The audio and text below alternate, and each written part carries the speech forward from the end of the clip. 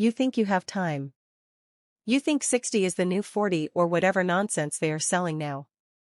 You think because you feel relatively healthy and your mind is still sharp and your life is finally settling into something manageable, you have decades stretching out ahead of you like a lazy Sunday afternoon. You do not. I am 92 years old. I have been alive since Franklin Roosevelt was president. I have buried my husband, my parents, 2 siblings, and more friends than I can count. And I am here to tell you that your 60s are not the beginning of your golden years. Your 60s are your last real chance to prepare for everything that comes next. And everything that comes next is harder than you think. I was a high school guidance counselor in Pittsburgh for 38 years. I retired when I was 70, which means I spent my 60s winding down a career, helping my kids through their own midlife struggles, and starting to think about what came next. I thought I was prepared. I had saved money. I had plans. I had a husband I loved and children who called regularly and grandchildren who lit up when I walked in the room. I was not prepared for any of it. I was not prepared for my body to start betraying me in ways I could not fix. I was not prepared for the loneliness that comes when your friends start dying faster than you can process each loss.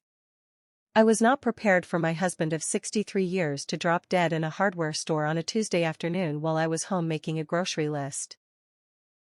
I was not prepared for the terror of a stroke, of waking up in a hospital, unable to move my left side, of realizing I could no longer live alone. So, this is not a video from someone who figured it out. This is a video from someone who wishes she had been warned. And if you are in your 60s right now, consider this your warning.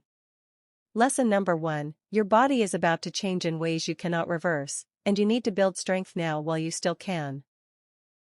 When I was 62, I could walk 3 miles without thinking about it. I could carry groceries up the stairs. I could get down on the floor to play with my grandchildren and get back up again without help. I took all of that for granted because it had always been true. By 75, walking a mile was an accomplishment. By 80, I needed to rest halfway up the stairs. By 84, a stroke took what was left of my independence. Here's what nobody tells you. The muscle you lose after 60 is almost impossible to get back. The bone density you lose is gone forever. The balance you had naturally starts requiring conscious effort. And if you do not actively fight against this decline, if you do not exercise and move and challenge your body while it can still respond, you are going to spend your 80s and 90s trapped in a body that cannot do what